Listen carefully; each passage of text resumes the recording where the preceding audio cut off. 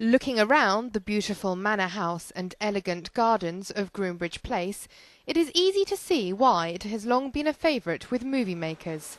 The property has featured in several big screen productions, including Pride and Prejudice and Peter Greenaway's film The Draftsman Contract.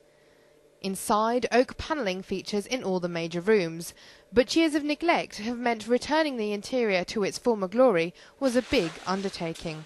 The current owners enlisted the help of period wood specialist Vincent Reed, who has a passion for working with oak. It's debatable whether you actually restore something from how it looked at the start, which you do on certain things, but when it comes to timber, timber has a lovely, it just naturally ages, and you get these wonderful colours.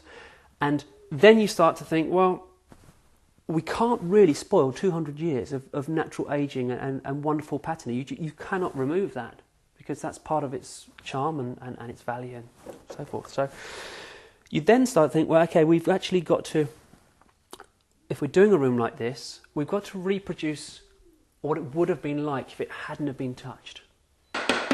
Panelling has been used in Kent and Sussex since medieval times as a hard-wearing and attractive way of both decorating walls and acting as a barrier to damp and draughts.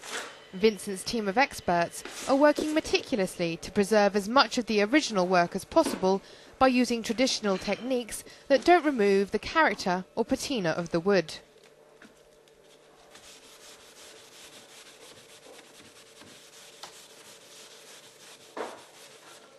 You wouldn't know it had been repolished, and that's exactly what I want to hear, because that's the art. Is you can repolish something, but it's very, very, very difficult to repolish something and look at it and say, has it been repolished or not? It's in wonderful condition, it's got great colour, it's got a lovely character, but I'm not sure if it's been repolished. And that's the real art of not getting a really treacle effect and not cutting it down properly in the coats, to really doing it properly.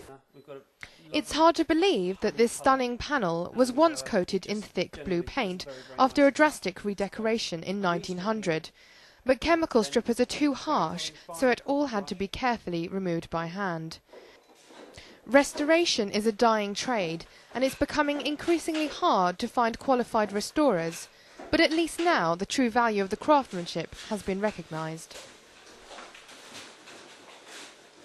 I think we value antique furniture and antique wood far more than we ever used to. The education's there.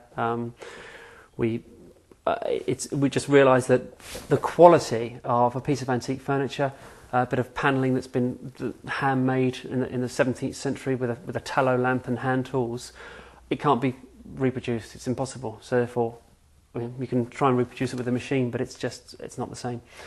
So that's why we're now thinking, we're waking up and going, hold on a minute. This isn't going to be around. We can't reproduce this in 5 years, 10 years' time. So we've got to look after what we've got. Future visitors to Groombridge Place will be captivated by its fully restored splendour, and it is hoped projects like this will continue to protect British heritage for future generations to cherish.